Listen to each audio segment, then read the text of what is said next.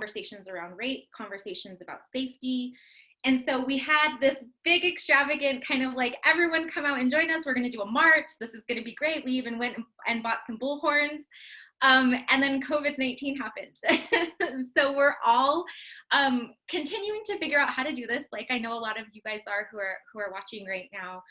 And so this is where it was born out of. And so April is Sexual Assault Awareness Month. And as an organization, we've been having a lot of conversations around consent, around boundaries. And as we continue to talk with Women's Resource Center and KIVA Club, we thought it would be a great opportunity to maybe talk directly with some advocates and do a question and answer. So we're trying this out. As you're watching, you can type in questions, ask us directly. We can ask our advocates. We are going to send out 5 gift certificates to random questions being asked. So if your question is asked, we will get your information. Curtison and Shereena are going to work on that. And so we're keeping track of how you're interacting with us. So we want this to be interactive. So as you're watching, please think of questions to ask that maybe you wouldn't have the access to be able to do. So with that, thank you for joining us. I will go right ahead and let everyone do introductions right now. So as we begin this, my name is Angel. I'm with the Coalition to Stop Violence Against Native Women. And I think a great check-in question for all of us would be, what are you doing to take care of yourself right now, right? As we're kind of all working from home and social distancing from our friends and our relatives and the people who we love. And one of the ways that I'm taking care of myself right now is checking in with my sisters. I had just shared earlier that I'm FaceTiming with them almost every single day, and that's just good for my soul. So Curtison, I'll pass it over to you. Thank you, Angel. Hi, everyone. My name is Curtison Adoni. I am the Media and Communications Coordinator here with the Coalition to Stop Violence Against Native Women. I was just telling the folks here that the way I'm taking care of myself is by listening to my body, really taking care of myself here by drinking water, staying active, and just taking time away from work so I don't have to like overly do myself while I'm doing work. So that's how I'm taking care of myself. So next would be Renee. Hi, so my name is Reina Davis. I'm with the Women's Resource Center at UNM, and I'm the professional intern.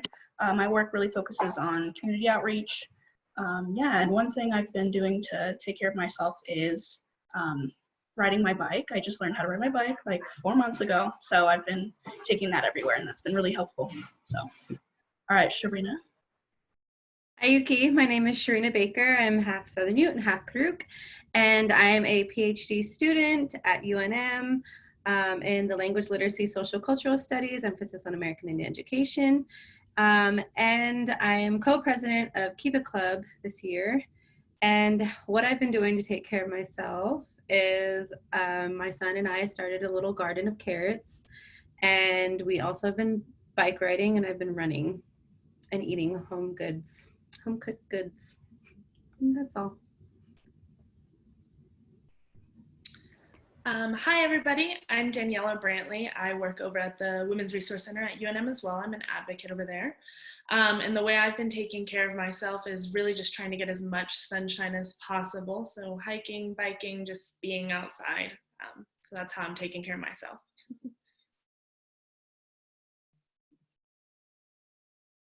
I'm next. Caitlin Henke. She, her, hers, and I work at the Women's Resource Center as well. I do a lot of programmatic support, but my primary role is as an advocate. And what I'm doing to take care of myself is I'm painting my nails, and I've recently stopped biting them, which I've been biting them since I was a kid. So like doing home manicures and fun things like that. Also shopping on Amazon for more nail things. Cool. So before we get right on into it, I kind of want to learn a little bit more about our advocates. So Daniella and Caitlin, how long have you worked as an advocate, and what does kind of the your job look like? What does it entail? What's kind of your daily routine? Give us some details on that. I've worked at the center since 2013, so 6 years, so 6, 7 years. And I didn't always start as an advocate. I really started working with students on programming, and then the work sort of transitioned into that. I have a background in mental health counseling, and so I felt like I was equipped to do some of the work. And in terms of what we do, I think, I'll let Daniella talk about this too, but I think we really respond to whatever the needs of our clientele are.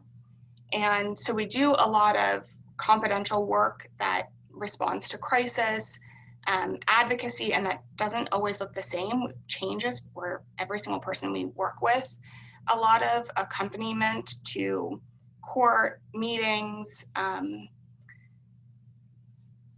places that we make referrals to. So I would say we're really client focused, and we let our advocacy really be determined by the clients that we're working with. I have been at the Women's Resource Center for a little bit shorter amount of time. I just started as an advocate maybe 6 months ago, I think. But I interned at the WRC for 2 years because I also have a counseling background. So I worked as a counselor doing that, doing group and individual therapy for a couple years before shifting into this role. And like Caitlin said, there's a lot of diversity in the position, which is what's really fun about it, is we do get to work with the individual and see what their needs are and then take those next steps.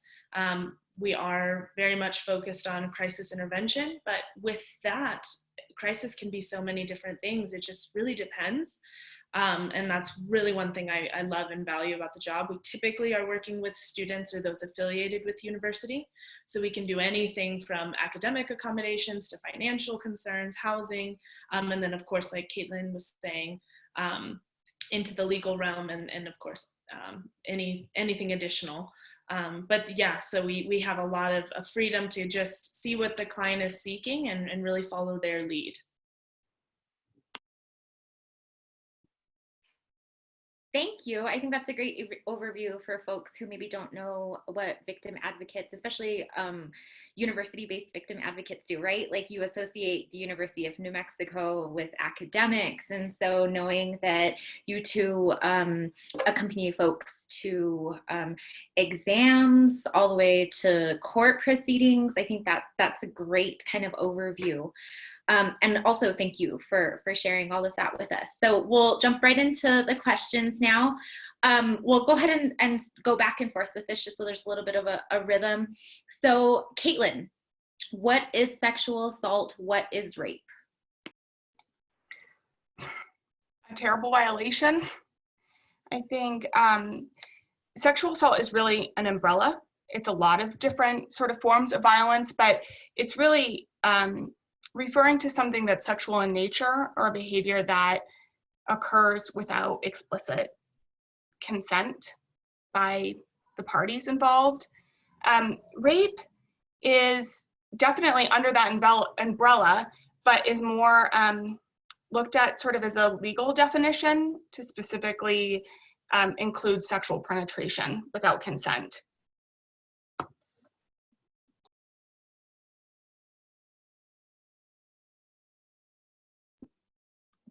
Thank you, Caitlin. So this question's for Daniella. What is consent? So consent it seems to be a little bit complicated, to be honest. I think there's been a shift in how we define it and how we look at it. I think for a long time there was this perspective of, no means no. So there was this understanding of this need for a very clear action and potentially like a nonverbal decision. But the reality is consent, we've really shifted to this more enthusiastic yes. So rather than relying on it seems that they enjoyed it or liked it or whatever, rather than looking at those non-verbal communications, looking for that really serious yes, that I that very enthusiastic response, so there are no miscommunications.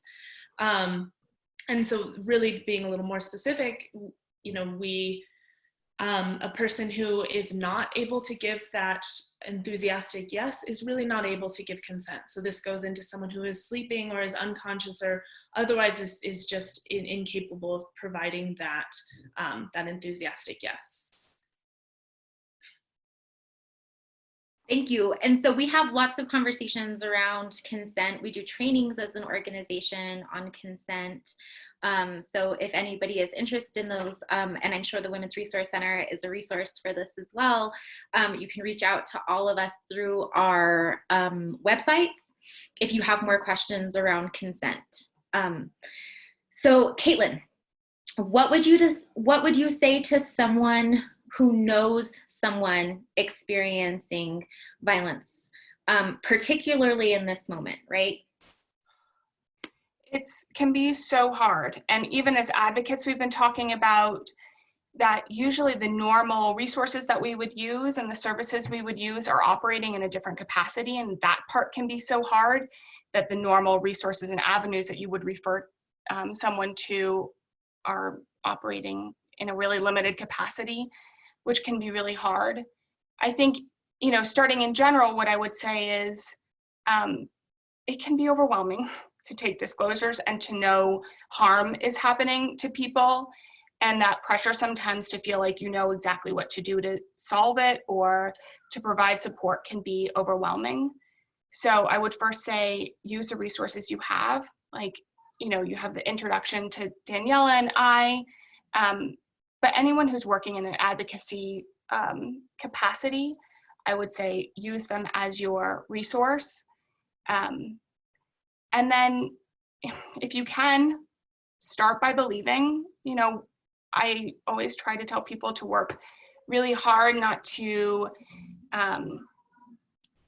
you know, question whatever the sort of claim is or the experience, to not to make judgments or excuses for the perpetrator, and to really ask, like, how can I help? What would be useful right now? Validate their feelings in any way that you possibly can. And then I always think if you have the opportunity to thank them for sharing with you, because it is so hard to talk about these things, so that if someone is coming to you and disclosing what's going on, that must mean that they really trust you.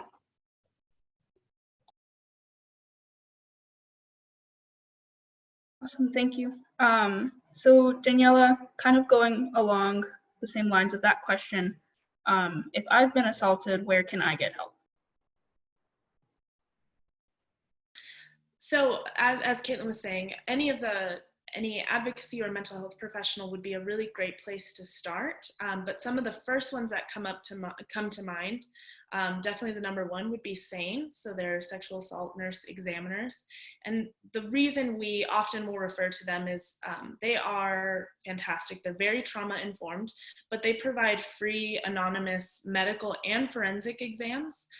So that's looking at, you know, if you're seeking a rape kit, whether or not you're deciding you want to pursue something further, you have that option from the beginning.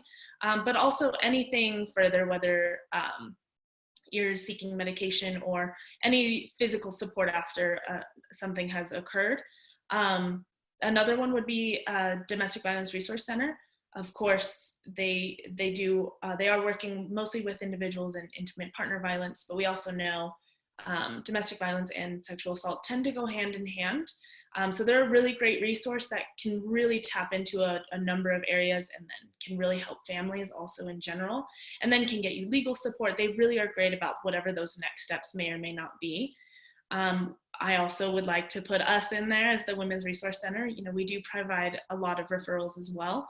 And so we're a really great place to start if you just really are not sure what those next steps are, if you're not comfortable going to SAAM or DVRC quite yet, and you just really want to talk about what maybe the crisis was that occurred. And another one for UNM would be Lobo Respect Advocacy Center. They are similar to us. They do a lot of education prevention as well. But they're a really great resource for somewhat similar of what we provide, just giving another option of a place to begin and a place to really just talk and have a confidential and supportive space. We have a comment from Stephanie Griego. The Rape Crisis Center is continuing to offer counseling via telephone. Our advocates are working with SANE and available for other advocacy needs. The hotline 24/7. The number is 505-266-7180.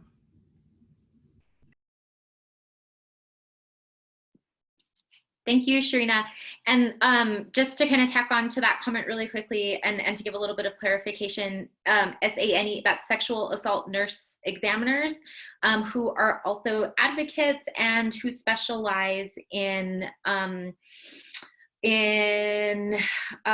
facilitating exams after someone has been sexually assaulted. So just to give a little bit of context for folks.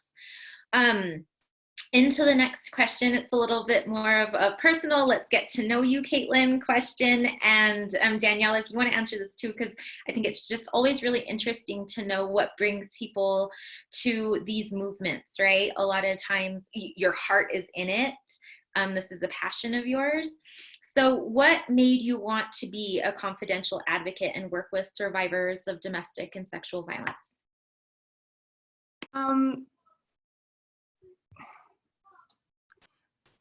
Well, it's hard because in one way, I love the job and it's the best job I've ever had. But I don't think I chose the job knowing that that's exactly how it was going to transform. I will say, like, what keeps me in it and why I'm so passionate about it is because I've been a victim of sexual assault, and I know that what we offer is things that I would have needed and would have been profoundly helpful to me. What I was really drawn to initially was the WRC, for me as a student, was definitely like my space. That's like where my whole community was, and really valued that as a student. And then when I started working on campus, I had a baby and I didn't have a lot of colleagues that had babies. And so I went back to the WRC and found a different community when I was nursing a baby and a new mom, and really felt like I was kind of called home. And then when I got to the center as an employee, I just really saw that there was such an opportunity to really change how we responded to people and create avenues to give survivors a voice, but also really we could open some doors and navigate some things with them. And I started really loving that part of the work, and that's what keeps me there.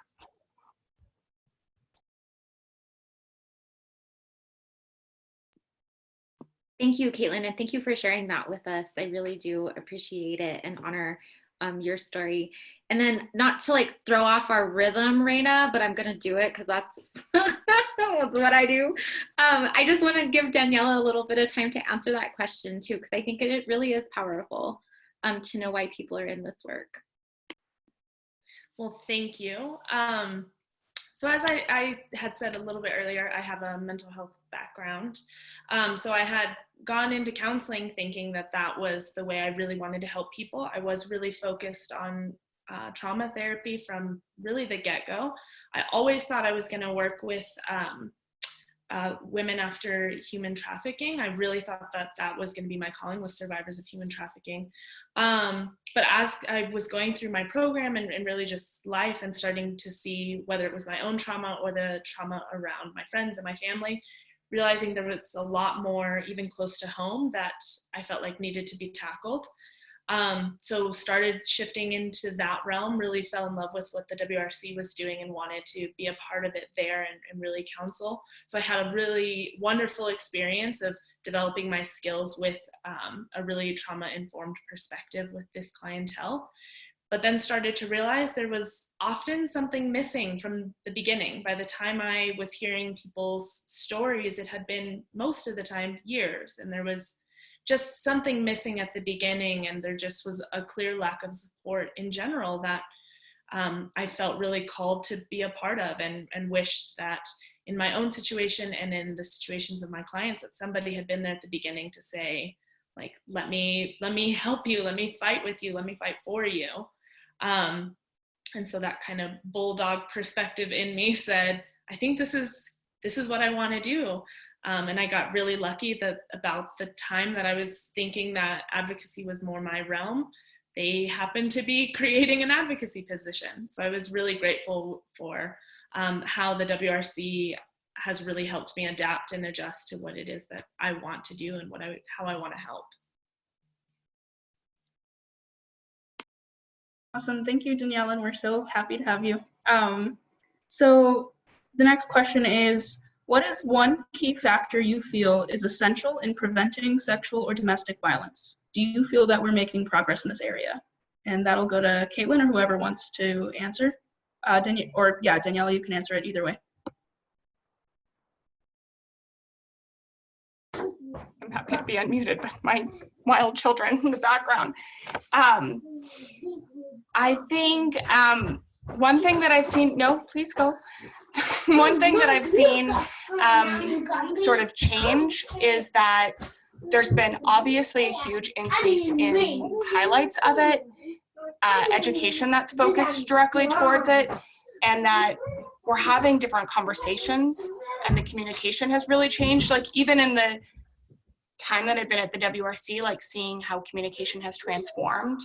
And I also think holding perpetrators accountable and seeing what accountability looks like as we see sexual assault kits be processed and we see repeat offenders and then we see them be held accountable, I also think that sort of changes the dynamic of how we understand violence, and we start to not be as complacent. And I definitely feel like right now I hear students talk so openly about rape culture and consent and healthy boundaries and dynamics within relationships. And so I think even from the last 5 years, just sort of people's awareness and the fact that it's talked about more openly is a huge transformation. I would love to see a platform where when we talk about sex, we don't always just talk about the violent aspects of sexual assault and rape. I really wish, or what I hope to see, is a balance of healthy sexuality, because it's disturbing to me that people are more comfortable talking about sexual assault than they are about pleasurable sexual experiences. And so that's one place I would love to see it going, with sort of the element of consent and safety and respect centered in that. Thank you. So many great kind of ideas and pieces of information in that. So great question and great answer. I really appreciate all of that information and kind of planting those seeds for people to think about going forward from this. So I had in it, and now we're so we'll keep it going. Daniella, can you tell us a little bit about Survivor Bill of Rights? What are they and how does it help survivors?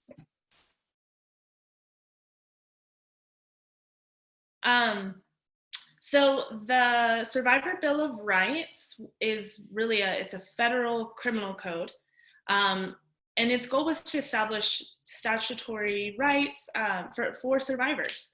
And so this can include receiving a forensic exam at no cost, having a sexual assault evidence collection kit, so essentially a rape kit, preserved for the maximum amount of time for that statute of limitations. It also includes receiving written notification prior to the destruction of a rape kit or the disposal of it.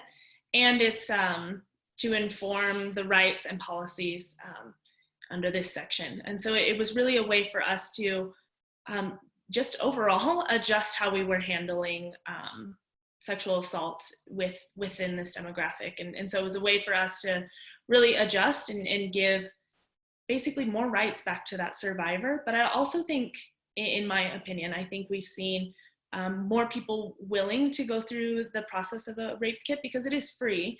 And then we have a little bit longer of a window where, we can preserve it a little bit longer, as long as the statute of limitations, of course.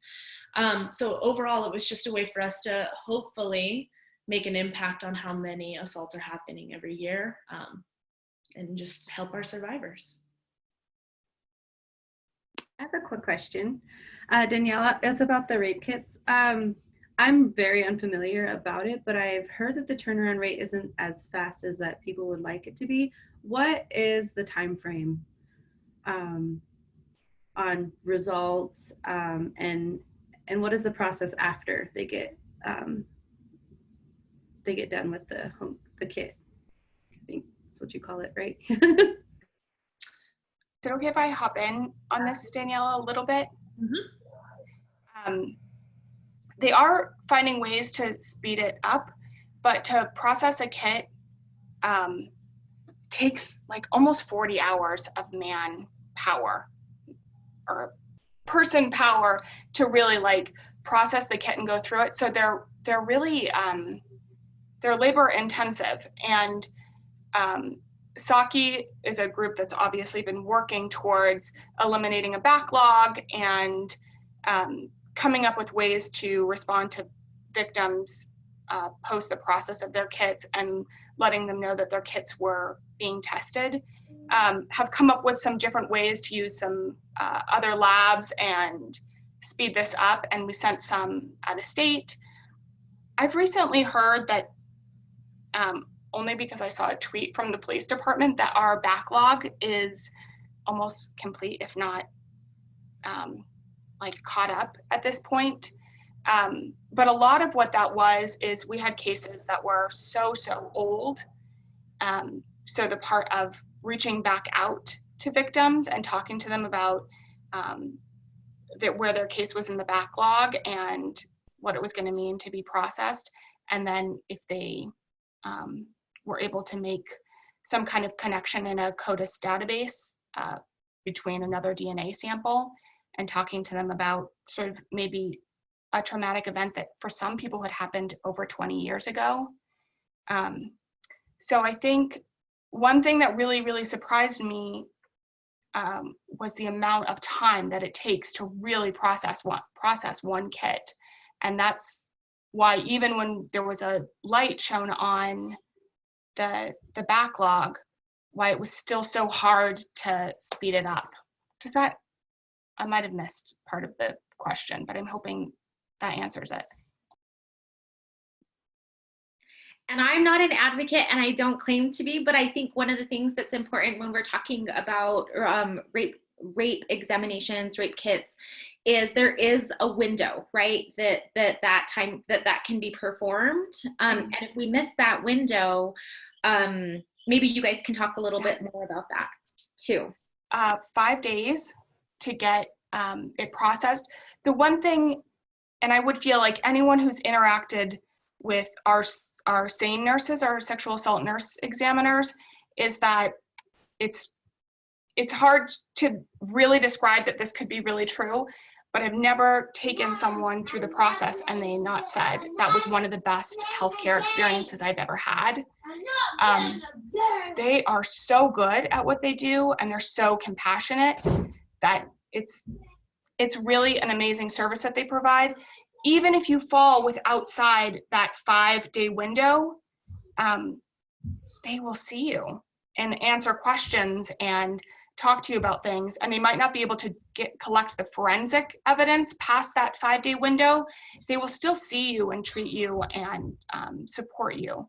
So, you know, if people sort of realize that they've missed that window, I wouldn't tell them that the opportunity to work with a nurse is over. I would say they're still going to welcome your call and meet with you without any hesitation.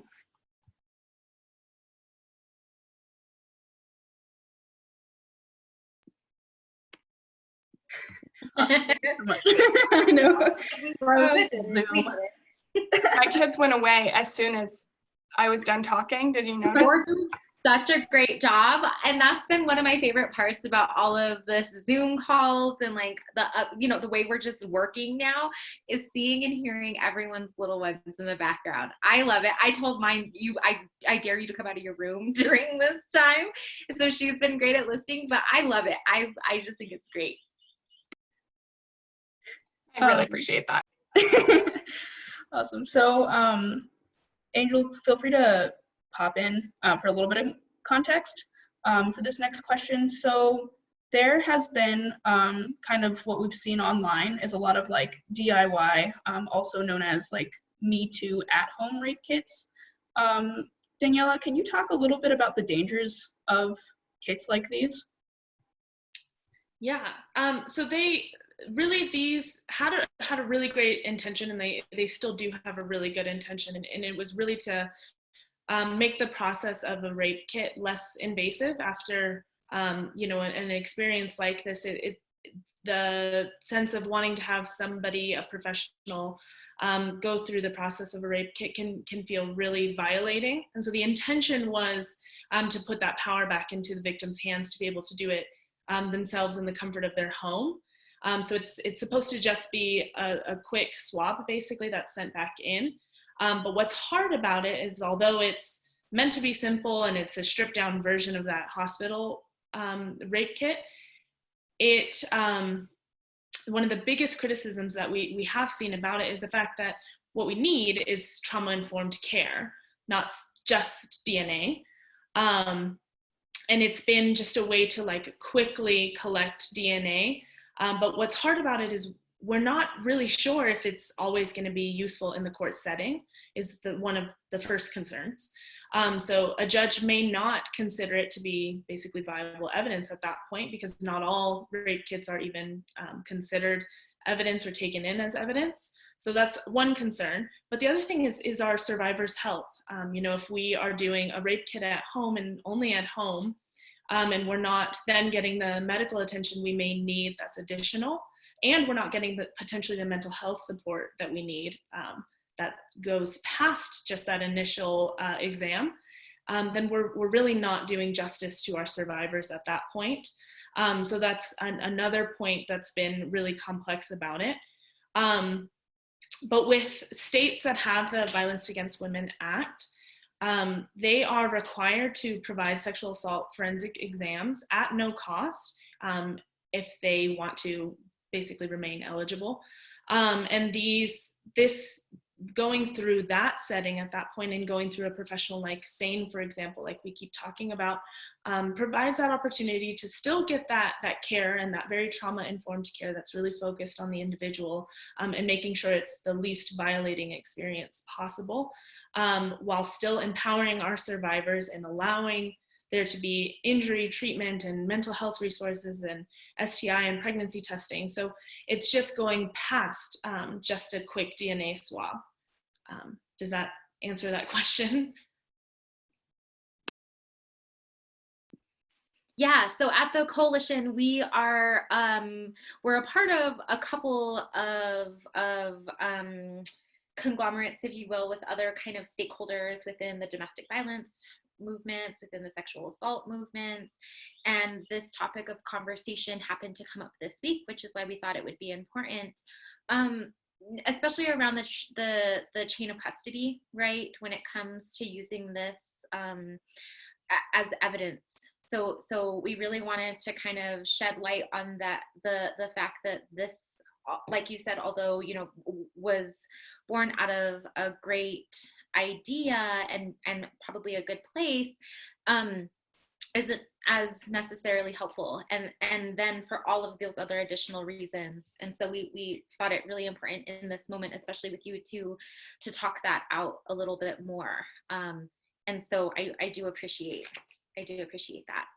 Okay, so Caitlin, we talked a little bit about this already, but how has the coronavirus pandemic and stay-at-home order affected the work you do? Have you seen, which you kind of already answered, so you can touch on that a little bit too, but have you seen an increase or a decrease in reports? And then we already talked a little bit about resources for sexual assault, but if we could talk maybe a little bit about resources for domestic violence or intimate partner violence, and maybe what we should do is, and maybe Daniella, if you're okay, so we can answer that question and then talk a little bit about what is intimate partner violence. Or actually, let's start there. Let's start with what is intimate partner violence, and then we can go into, are there increases, are there decreases, and what are some resources? Oh, okay, I'm not muted. Intimate partner violence is relating to people who have some kind of romantic connection that are experiencing some form of violence within their dynamic. And that, I think what Danielle and I would say about sort of our work is that sort of the umbrella of what that violence can look like is so wide that I think often when we think about violence, we're so accustomed to seeing those like posters with one person who's sort of purple and black and blue and looks really like shut down. But what we really sort of experience is that violence looks like so many different things.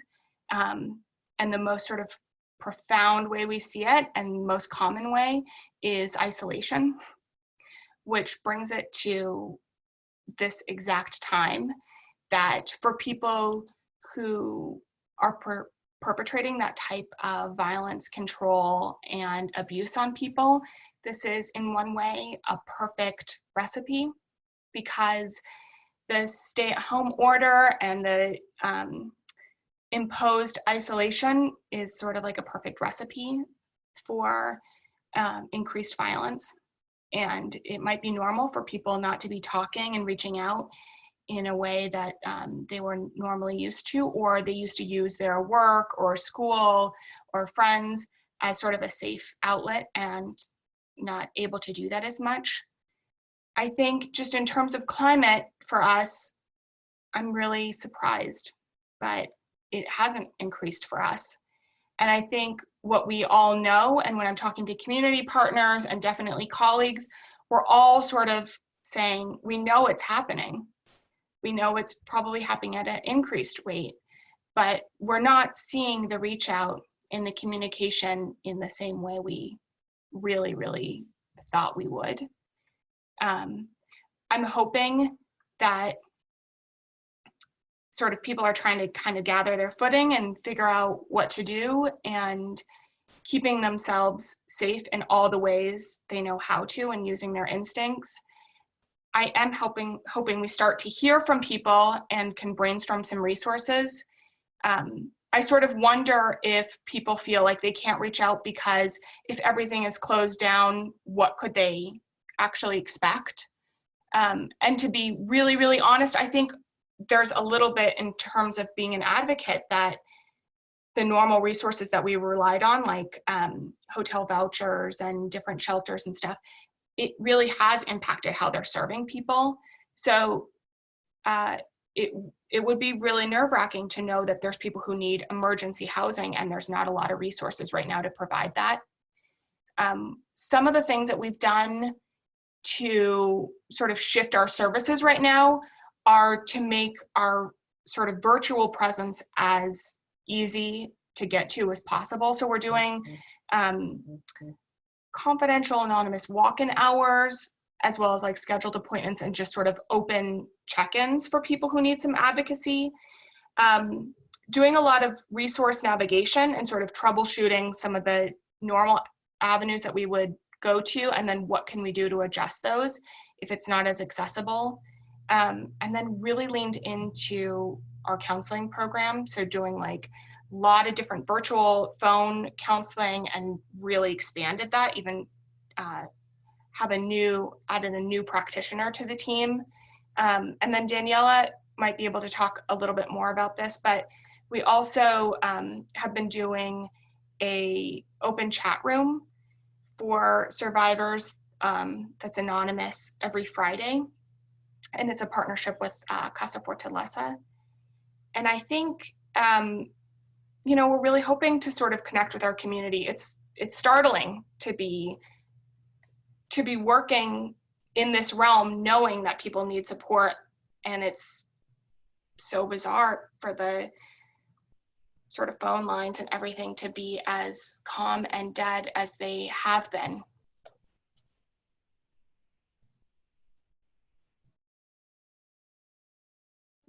Yeah, we do have ongoing conversations, like I said, with kind of these other cohorts of organizations. And we are having that conversation around, okay, well, we know, right? And I don't know if you saw that in Albuquerque, DV cases were up 78%, right? That statistic came out. But we know that the way that police are responding right now is completely different than they have responded before. And so we are thinking about, people aren't coming to us, so how do we get to them in this moment? And I think it's a greater opportunity for cross-movement collaboration, right? So with folks who are providing meals in both urban and rural communities, getting our resources out in safe ways. And I'm excited to continue to have that conversation with you all, but also kind of posing it to a larger audience that in these moments, we know that people have these really great ideas. And so if you are doing any type of work to support your community, we know that folks who experience any of the inequities that are going on right now, a lot of times they intersect, right? The rate of the folks who experience sexual violence, there is a good chance that they're also experiencing right now in a very real way food insecurity, income insecurity. And so we know that it's not just organizations like all of ours right now are responding, but there are others responding. So if you are in those other movements right now, it's a time for us to kind of like come together and think about this together, because the solutions do exist and they're real right now. It's just a matter of us communicating and working together. And that's my platform. Thank you. I so appreciate that, because I think there's such a call to be creative and respond in ways that we've never been invited to think about before. And I absolutely support that. So thank you so much. Yeah, so Reina, I'll hand it. I can't remember who asked the last question, so I'll just hand it back to you. Awesome, thank you. Okay, so kind of, again, going off that sentiment, how can the community at large help those experiencing domestic violence currently? Domestic or sexual violence. And that's to anybody. I think a big place to start is just to listen, to be honest. If we talked about it early on in the conversation of things to say if you know somebody that's experiencing violence at home, it's be there in the way that you can be. So without judgment and validating feelings, and be there in those pieces, because I think disclosures come in very different ways. I don't think they're always as direct as we initially expect them to be. But often we disclose to our peers and initially start there in slow pieces. And so I think that's a really big thing from my perspective is validate those feelings and those experiences and try to have little to no judgment if possible. But then a piece past that is try to have some resources in your back pocket that you know and you trust, and maybe, or at least one person that you can kind of direct them towards. And I think that's where Caitlin and I have gotten a lot of clients, is just people knowing and trusting our organization and us individually, and being able to say, like, I may not be able to help you, but I know someone who can hear your story and kind of guide you to the right person.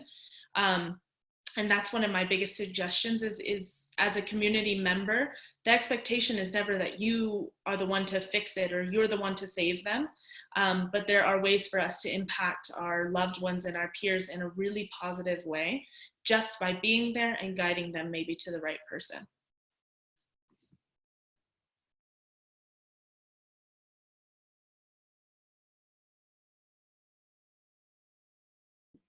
Thank you. My internet is going in and out. So if I happen to get kicked out again, please continue to have the conversation. This has been happening all week. So we're learning how to do this, or I'm learning how to do this rather.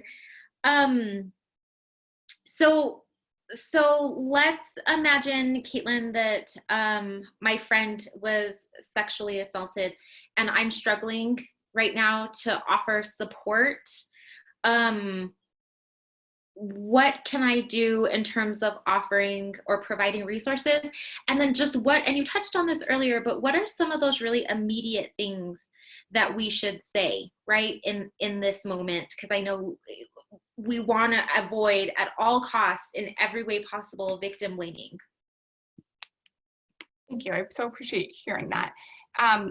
Well, one thing I would say is it's hard to take disclosures, I think. So I would remind you and whoever this was that Danielle and I help everyone. And that is the person who this was, the first impact, but then everyone else that it impacts too. Our doors open to friends, family members, everyone. Because I realize how taxing and hard and what an emotional process that is to hear that someone that you love and care about has been so violated. In terms of like the best response you can give to a friend, I think, really, really listening. And then sometimes it's so hard to not ask a lot of questions. And the questions can really land poorly. Like even if your intention is to just sort of understand the experience, someone who's trying to share that with you might feel like you're questioning exactly what happened to them and you're trying to put the puzzle together and you're trying to investigate it for them. And that's really just not needed. So I would say, listen, don't ask questions other than what can I do for you or how can I best support you? And then, everyone kind of picks up little resources along the way that resonate with them or a certain person that resonates with them. So ask them if they would want any of the resources that you remember. If the thing that sticks in your head is that Rape Crisis Center is always open and that they will provide free counseling, then maybe that's something you can offer. If you knew that you heard that someone had a good healthcare experience at SAAM and it's free and anonymous, maybe you give that. But I would also ask, would you like some resources and how can I help you? Sometimes people don't need you to solve it for them and they don't need you to do anything. They just want to be able to make a disclosure and be supported in that.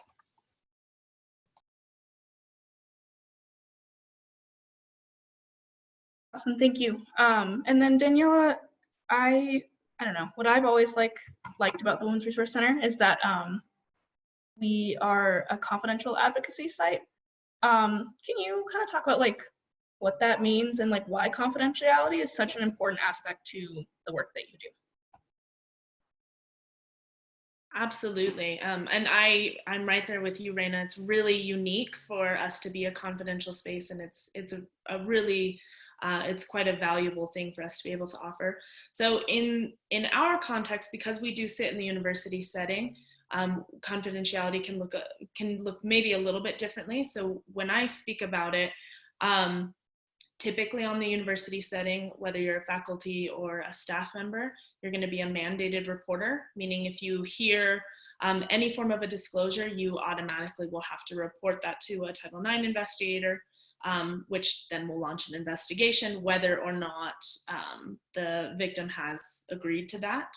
What's unique about our space is that anybody has the freedom to walk in, give us as much or as little information, and we don't do anything without their consent.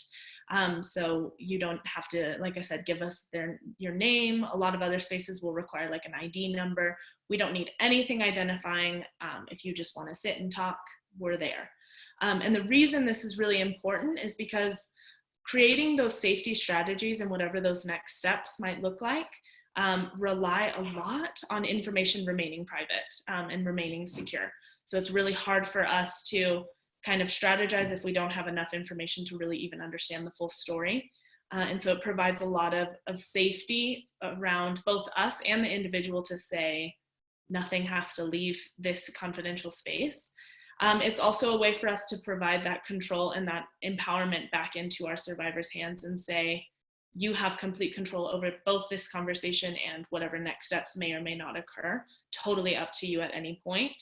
And so we always want to provide that opportunity and that privacy. I mean, after an experience like this and feeling so vulnerable and violated, it's such a beautiful thing for us to say, you have privacy and you have a community that's around you to give you that and to try to put that power back into your space. Does that make sense? Do you have anything, Caitlin, to add to that maybe?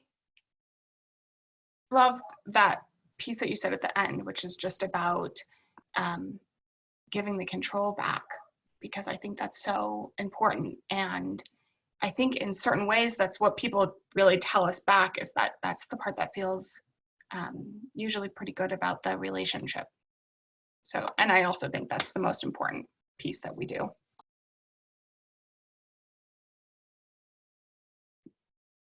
Thank you. So I just checked my watch. I had everything off to be here and with everybody in this moment. So 2 updates for us in the room. It looks like we have 13 participants kind of watching the webinar right now, and thank you for all of those who stayed with us this entire time. The Facebook Live did not stream, or it didn't sync over, so but we will post this on our Facebook and Instagram and social media channels after this. And then, so we have about 5 minutes left. And so I really want to give everyone in the room with us a little bit of time to give some closing thoughts, maybe something to inspire folks or to encourage people to come forward during this time. Just I want to give you a little bit of time and space to be able to say something that you feel needs to be said in this moment. So I'll go right ahead and start with our advocates. So Daniella, if you want to go right ahead and go first, and then we'll go to Caitlin. So I am so sorry. Mine kind of cut out, so I actually don't know what you asked. I'm so sorry. It could have been me. My internet's so unstable here. You wouldn't know. Caitlin, I was just kind of wanting to give everyone a little bit of time and space in our last couple of minutes together to just say something that you feel needs to be said in this moment, or, get a message out there to folks who are watching. And yeah, so just that. Yeah. Just the words of it to inspire everyone. I love that. I would say I want to keep every door open to communication. So if you could think of, if you're working with someone or you come across someone who you think that we might ever be able to assist, or even if we're not exactly the perfect resource, but that's the door that you know of to be open, happy to help someone wherever they are and then progress from there.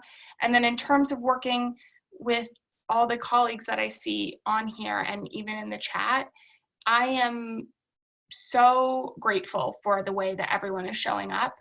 And I think we are just really in a space of supreme creativity, and we can really, really re-engage and figure out different ways to reach people. And I think that's a really beautiful opportunity, even when, what you're working on is really, really challenging and painful.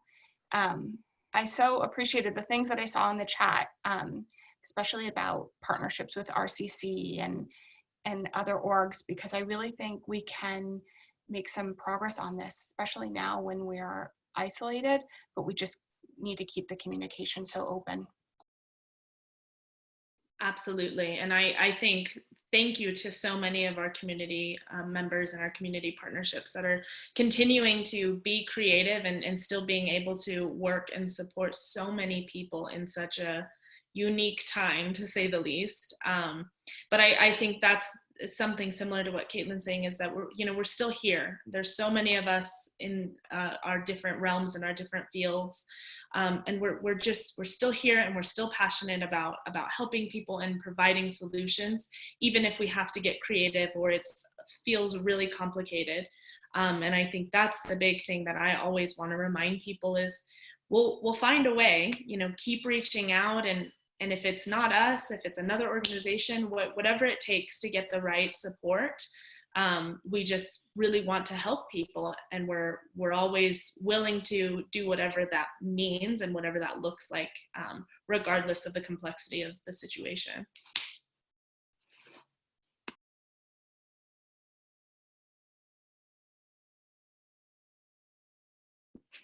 I was on mute. Thank you for all of that. Reina or Shereena or Curtison, are there any parting words that you'd like to leave everybody with? No. I just want to say thank you so much for your profession. Every single one of you guys are amazing. This is not my profession, but I love being a part of the community. And I think one of the things KIVA Club loves doing is our check-ins. And whether it's, just personal, or we usually sometimes say, what's a good thing that happened, or, we just check in with each other and just be positive. And sometimes it gets, personal, and sometimes it doesn't, but we're there as a support. And I love having you guys here together as support. Stephanie from the Rape Crisis Center, she has also said that their motto is that they never want a client to have to pay. And I think that's beautiful, because sometimes, a lot of people that are in situations, they can't afford it, and that's privilege. Some people who go through this stuff may not have the advocacy right there with them. I think you guys are doing amazing work. The coalition, I am such a big fan, and I love you guys. And thank you for helping us, or thank you for letting me be a part of this, should I say? And that's all.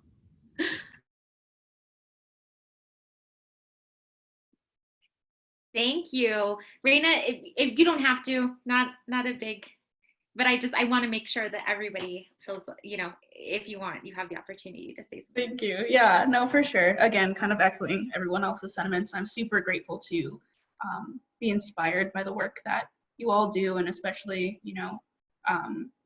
my advocates. And it's really been a cool opportunity to get to know different orgs like the Coalition, Rape Crisis Center, SAAM, and to really kind of delve into my own self and build this programming to support the work that is happening. So thank you again. This is really great. Yeah, I echo all of that, right? We as the coalition stand in awe of our advocates, our domestic violence advocates, our sexual assault advocates, our lay advocates. All of our advocates right now are essential, right? You all are still showing up, and we thank you for that so much. The services you provide are invaluable, and thank you is never enough, right? But it'll have to do for right now. And then if I could just leave everybody,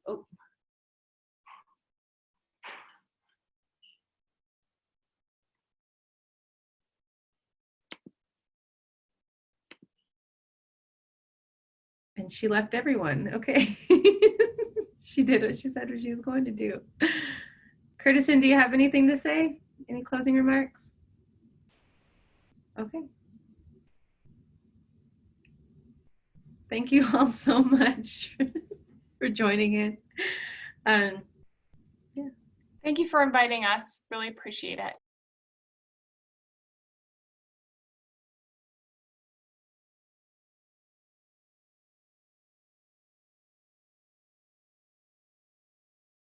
All right, awesome. Yes, thank you all so much for joining us. Thank you to the advocates for joining us here.